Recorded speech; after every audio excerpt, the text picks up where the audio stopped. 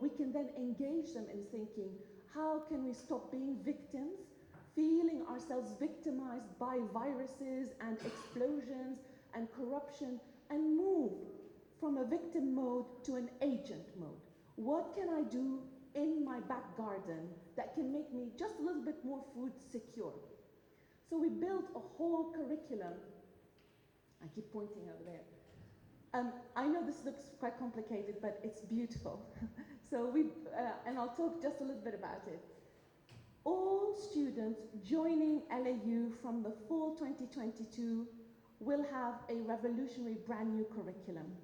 So whatever you do, if you're doing architecture or biology or chemistry or engineering, your discipline is not touched. You still do the same courses in the discipline. But we are a liberal arts university. We are an American university founded in the 19th century, and we trace our roots back to the liberal education tradition. And of course, that's quite a humanist tradition. And we wanted to ask ourselves, what can we give our students in that general education curriculum, that humanist curriculum, that is not elitist, that is not, I'm sorry he's gone now, but I wanted to respond to our speaker in the morning. We're not going to teach Cicero. Cicero is long dead. I mean, if you think that Shakespeare's dead, Cicero died long before him. We have a legacy to celebrate for sure.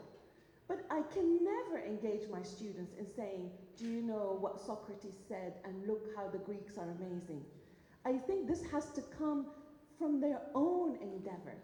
I need to localize my knowledge. So we are an American university. We have a liberal tradition to draw on, but we have to reinvent it so that we bring in intersectionality as a framework. We can no longer teach binary thinking. Intersectionality, transnationalism are now the hot topics in education, and we have to engage in them. Our problems are not unique to us. Nobody is special. But we care about ourselves, and we should also care about how we impact the world. So this is actually quite a simple curriculum, and I'll just illustrate a couple of the courses. What you see there is the heading LAU Insignia. We like the word insignia because it's a signature pedagogy that is particular to LAU. And you see up there in the blue, I don't know if I can point with a laser, let me see. I'm not going to risk it now, I know. Oh, yes, oh, no, never mind. LASC is a liberal arts and sciences curriculum. That's the curriculum that all students at LAU will take. Underneath, you see in orange the high impact experiences. We want to get them out there. There is no benefit to a student being locked up in a classroom. In this new curriculum, if you learn about water insecurity, you actually visit the Litani and you understand why the dam is controversial. And you understand why polluted water causes polluted vegetables and will give you dysentery. We actually get them out of the classroom. You want to know about poverty? We visit poverty. You want to know about wealth? We actually get out there. And that's an intrinsic part of our curriculum. And then we have in there some courses on digital cultures. Let's not kid ourselves. Just because a 7-year-old can play with her thumb on a computer and impress her mom because she can, you know, download apps, that doesn't mean they are digitally cultured. Digital culture is about knowing how you exist in the digital world and being very intelligent about it. It is not about being on TikTok. It's about not being on TikTok. Digitally cultured people are invisible online, if I may say. So we just need to get our students to understand the impact of anybody being able to find them, to take on their identities and pretend they're them.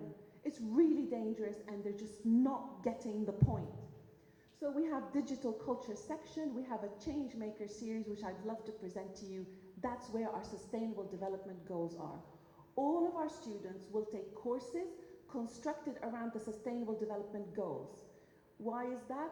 Because of all the countries, and I've lived in a lot of countries that I've lived in my life, this is the country that can be sustainable. And this is the country where I have not seen a real strategy.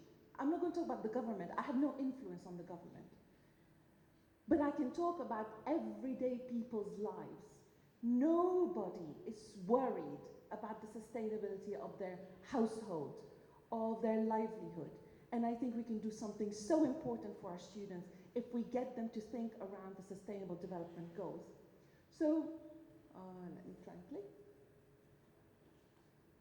This clicker doesn't like me very much, so I'm doing my acrobatics up here. Here we go.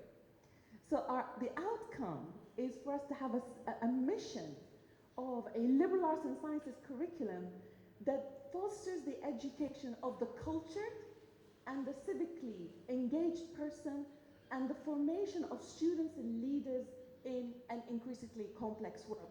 I don't want to solve complexity. I want to create more complexity for our students. Life is complex, and I don't want them to cry, because they cry a lot anytime something doesn't go their way. I actually want to frustrate the students. I want them to fail, and I want them to try again and fail again and think that life is complex while I'm there to help them. I want them to graduate thinking, I can take complexity because I have tools to resolve it. And what better way to think about complexity than the troubles in our world? So I'm not going to talk a lot now, just to illustrate what is so special about the curriculum. It's the fact that the course, usually courses are like for the whole semester. So you come in September and you're still with the same person until December. It's like a long-term relationship in academia. We don't do that. We do modules, and the modules are 5 to 6 weeks each, intensive. We capture the students' attention on technology, on ethics and social media, on professional ethics. It's very short, intense, with a tangible outcome, and then we move on to the next topic. Through our practice pedagogical sessions that we did with our focus groups, we found that students love these short courses, and they accumulate knowledge that builds up across the semester, rather than feeling that it's a tedious 15-week endeavor. And they're quite young, they can't really last that long. So you can see the kinds of things that we slipped into our humanities training, things like knowing how to use Python for liberal arts, because you want to know how to code. For your own safeguard, you need to know how to code. You need to know how to have a digital footprint that you're proud of. And then we talk about machines. I know it sounds very like 19th century machines, but actually machines are changing the way we think, and they're impacting who I am and how I dress and what I eat. So we want them to rethink their relationship to the machine so that the subject-agent relationship is flipped. I want them to have a utilitarian relationship to the machine, rather than the machine having a utilitarian relationship to them. Okay. Now, for change makers, isn't it obvious? We need to talk to our Lebanese students or our international students who are studying here about sustainable food systems, about energy, about water security, and get them out there so that they plant food and they see how it grows and they get their hands dirty. And they cry when they see poor people, but then they say, what is the best solution that I can come up with? So these are the courses that all of our students will take. They will think about health and ill health. And they will look at case studies from all over the world, from the NHS to the systems in Argentina, to the systems in Latin America. Look at how other people have addressed health and understand what is appropriate for us. So I don't want to bore you with too much detail, but I will publish a paper about it if you're interested. I just wanted to say that this has not been easy. It's really tough to change an entire university's curriculum. And I thought perhaps it would be interesting for colleagues here to just get 2 reflective points on the journey. Of course, we should always involve stakeholders. And for us, the stakeholders, we divided them into senior administration. That's our president, our provost, the people who hold the money, of course. And we really had to secure their full approval and support, because you all know, if you've worked at universities, that the bureaucracy can kill you. You know that if, hello? You know that if you want to change the title of a course, the registrar has to have an opinion about it, and then the machine has to have an opinion. So the first thing that we did was to get the buy-in of senior administration in order to facilitate the implementation of this project. And then you have to have faculty. You have to recruit faculty. You don't always have experts, and that might get some people quite annoyed with you because they want to recruit in their own field.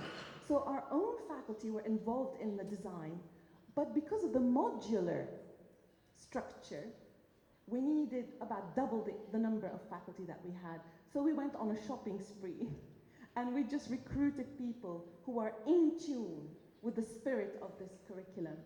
We had prospective students, we visited schools, we did focus groups, and we asked them, would you like to learn this stuff? Is this more interesting than just taking a random course on philosophy? And of course, you had to get the recruitment team of the university on board and get them singing the praises of our new curriculum. And the second reflective point is about how to get ready. It's a big job, transforming a whole culture at the university. So we have been piloting these courses. I'm sorry to say we actually paid people to teach them because, you know, we just wanted to engage them. So you need a pretty healthy budget to get things going. But once faculty design their courses and pilot them in a safe space where they can't fail, then they feel much more confidence to advertise this. So we have been piloting this year very quietly all of these courses, learning what works and what doesn't work. Hopefully by the fall, everything will have had a first run and will be ready to be delivered. So again, with the getting ready, we had to prep the president and the provost so that in all of their communications, they sing the praises of our new curriculum. Faculty, prospective students, and the recruitment team, we're going to do like a road show over the summer, just invite lots and lots of high school students to come to us for free and do boot camps and see how we teach differently. Experiential learning is life-changing. If it were up to me, I would get rid of all the seats in a classroom and just have people standing up and playing around with ideas. I'm not there yet because we can't replace the furniture under the current circumstances. So anyway, so really what is this all about? This is my conclusion now. You know, since the 19